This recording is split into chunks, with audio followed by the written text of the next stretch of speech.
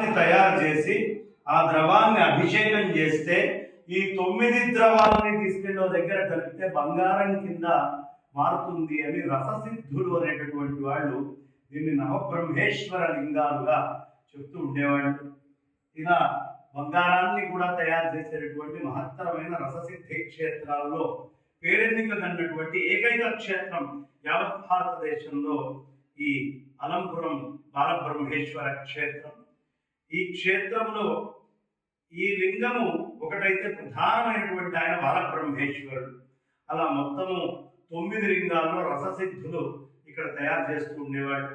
తురుష్కులు భయంకరమైనటువంటి దాడి చేసినప్పుడు ఈ క్షేత్రాలన్నీ నాశనం చేసి ఇందులో నుంచి ఒక 3 లింగాలని పెక్కిలించారు. అప్పటి నుంచి ఇక్కడ బంగారం తయారవడం అనేటటువంటిది ఆగిపోయింది.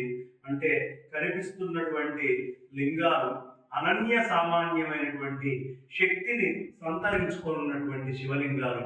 మళ్ళీ ఎంత R&D చేస్తే ఆ రోజుల్లో ఈ లింగాలను తీసుకోవడం, దీనికి మంత్రశాస్త్ర ప్రయోగం చేయడం, ఏ ఏ పదార్థాలు దీనికి వాడాలి అనే విషయాన్ని తెలుసుకోవడం, ఇవన్నీ చేశారో అదేవిధంగా మన విజ్ఞానాన్ని దాడుల వల్ల కోల్పోయాం.